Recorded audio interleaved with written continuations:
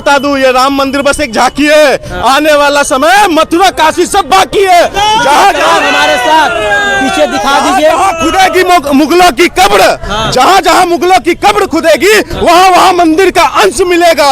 ये इतिहास है, 40,000 मंदिर को तोड़ा है मुगलों ने।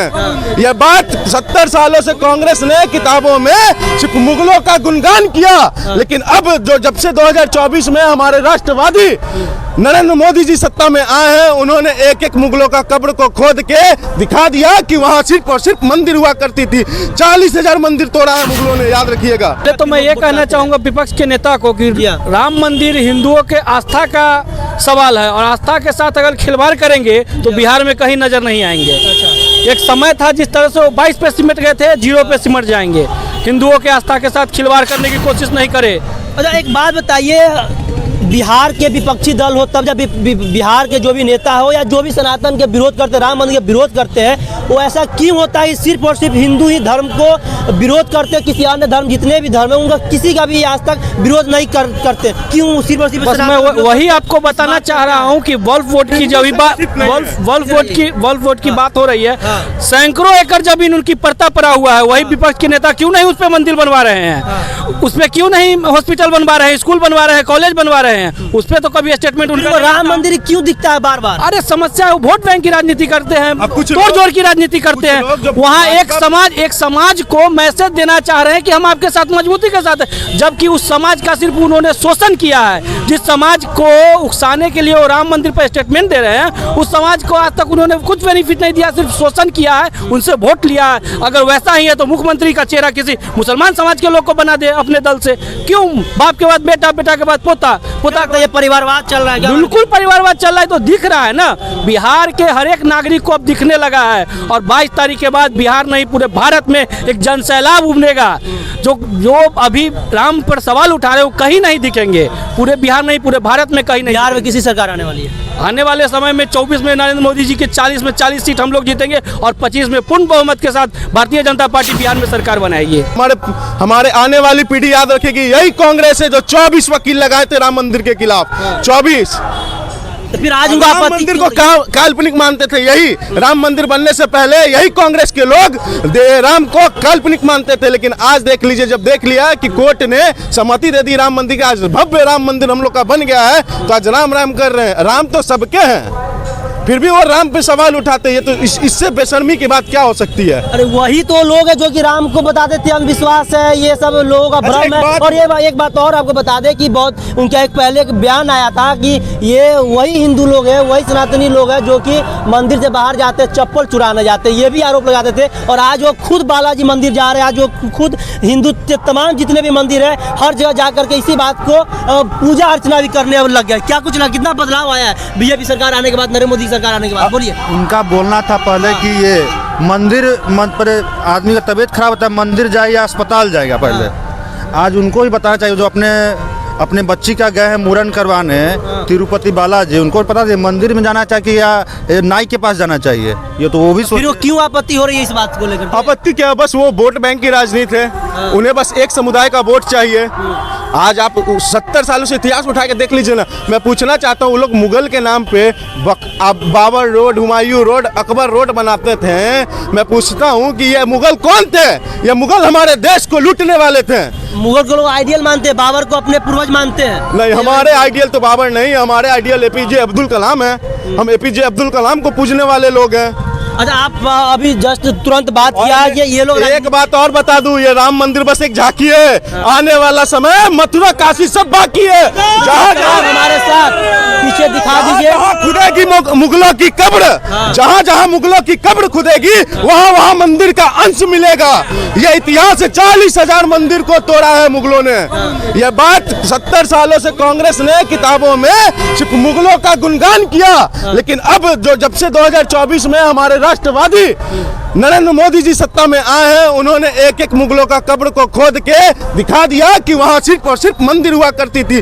40,000 मंदिर तोड़ा है मुगलों ने, याद रखिएगा।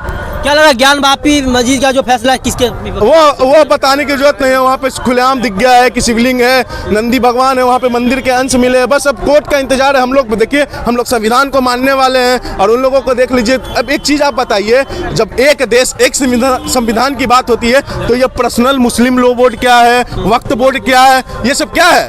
एक देश एक संविधान के लिए सबके संविधान बराबर होना चाहिए। आप अभी वक्फ बोर्ड का बात किया, उनका ये कहना था जो भी जिनका भी जनसंख्या था वो कहीं माइनॉरिटी थी, कम जनसंख्या थी, इनको एक तरह का एक अलग से प्रावधान दिया गया था कि आप अपने बातों को रख सके जनता के बीच में। अच्छा एक चीज बताइए, 57 मुस्लिम कंट्री है, वहाँ ये वोट है क्या? नहीं। फिर ये हिंदुस्तान में ही क्यों? आप बताइए। मैं तो वही तो पूछना चाहता हूँ नेताओं से कि हिंदुस्तान में क्यों? वोट बैंक की राजनीति को खत्म कीजिए। मोदी जी ये नहीं कहते, कभी किसी व्यक्ति विशेष या धर्म विशेष के बारे में नहीं बोलते हैं। वो हमेशा बोलते हैं कि सबका साथ सबका विकास, लेकिन ये लोग सिर्फ एक का विकास का नाम लिए हैं। चलिए, एक विकास का नाम लिया। हमारे साथ और तमाम हमारे युवा भाई लोग हैं। क्या लगता है वक्फ बोर्ड जो कि हमारे देश में 1953 में जो बना हुआ था, एग्जैक्ट हमें याद नहीं है कब बना था, लेकिन जो बना, क्या लगता है हिंदू कहीं न कहीं परेशान करने के लिए, हिंदू को दबाने के लिए, क्या लगता है कांग्रेस किस तरह से? सबसे पहले तो मैं आपको राम मंदिर पर जो विपक्ष के नेता राम मंदिर पर पहला भी उनका आपत्ति ये था कि राम मंदिर जो बन रहा है उस पर आप हॉस्पिटल बना दीजिए, गरीबों का उस पैसे से मदद कर दीजिए, उस पर क्या कुछ? पहले तो मैं ये कहना चाहूँगा विपक्ष के नेता को कि राम मंदिर हिंदुओं के आस्था का सवाल है और आस्था के साथ अगर खिलवाड़ करेंगे तो बिहार में कहीं नजर नहीं आएंगे। एक समय था जिस तरह से वो 22 पे सिमट गए थे, 0 पे सिमट जाएंगे। हिंदुओं के आस्था के साथ खिलवाड़ करने की कोशिश नहीं करे। अच्छा एक बात बताइए, बिहार के विपक्षी दल हो तब, जब बिहार के जो भी नेता हो या जो भी सनातन के विरोध करते, राम मंदिर के विरोध करते हैं, वो ऐसा क्यों होता है सिर्फ और सिर्फ हिंदू ही धर्म को विरोध करते हैं? किसी अन्य धर्म, जितने भी धर्म है उनका किसी का भी आज तक विरोध नहीं करते, क्यों सिर्फ और सिर्फ? बस मैं वही आपको बताना चाह रहा हूँ कि वक्फ बोर्ड की जब वक्फ बोर्ड की बात हो रही है, सैकड़ों एकड़ जमीन उनकी परता पड़ा हुआ है, वही विपक्ष के नेता क्यों नहीं उस पर मंदिर बनवा रहे हैं? उसमें क्यों नहीं हॉस्पिटल बनवा रहे हैं, स्कूल बनवा रहे हैं, कॉलेज बनवा रहे हैं? उस पे तो कभी स्टेटमेंट उनका राम मंदिर क्यों दिखता है बार बार? अरे समस्या है, वोट बैंक की राजनीति करते हैं, तोड़ जोड़ की राजनीति करते हैं।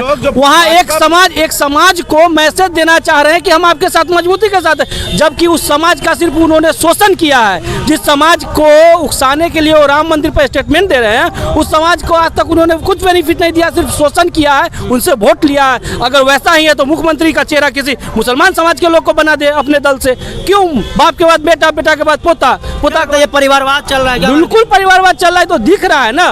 बिहार के हर एक नागरिक को अब दिखने लगा है और 22 तारीख के बाद बिहार नहीं पूरे भारत में एक जन सैलाब उमड़ेगा।